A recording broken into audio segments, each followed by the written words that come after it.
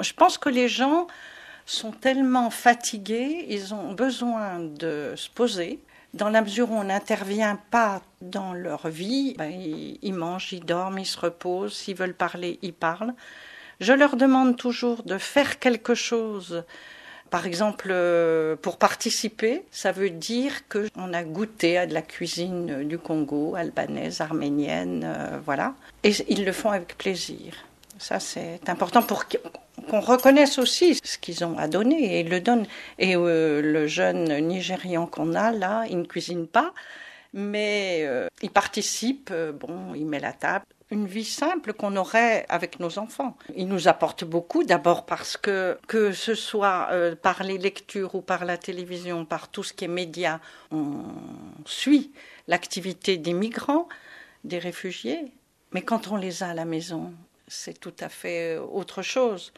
Donc on essaie de les comprendre, de comprendre leur trajet, leur vie, et ça c'est très enrichissant. Et puis de voir chacun d'un pays à l'autre, les coutumes, les façons de vivre. Et comment, alors ça c'est aussi quelque chose qui m'impressionne beaucoup, comment ils sont attachés à leur pays, à leur famille, tout en voulant, parce qu'ils ne peuvent pas faire autrement, tout en voulant venir dans des pays qui ne sont pas forcément accueillants.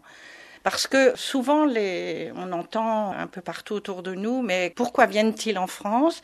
Il n'y a pas de travail, ils n'auront pas le statut. Mais quand on les entend, eux, s'ils viennent enceintes de 8 mois, qui se séparent de leur famille, c'est qu'ils ne peuvent pas faire autrement.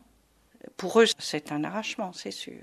Ce qu'on apprend aussi, c'est que les problèmes de ces pays dont ils sont originaires, c'est pas simplement une toute petite information qu'on a par France Culture ou ailleurs, mais c'est des réalités dans lesquelles on plonge quand on arrive à entrer en communication plus forte avec eux, comprendre ce qui se passe au Tchad, comprendre ce qui se passe en Arménie, qu'on nous présente comme un pays complètement calme, mais où il y a encore sur les frontières avec d'autres pays des vraies guerres. Pratiquement. Comprendre cette réalité-là, c'est plus livresque ou auditif par la radio, c'est du direct sur les difficultés de ces personnes. Là, on comprend que souvent ils ne peuvent pas faire autrement que de quitter leur pays.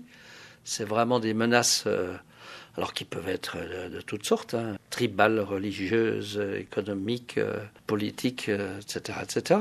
Mais on touche du doigt ce qui est uniquement dans des chartes, dans des conventions internationales. Ça, c'est la réalité vécue par des hommes et des femmes d'aujourd'hui.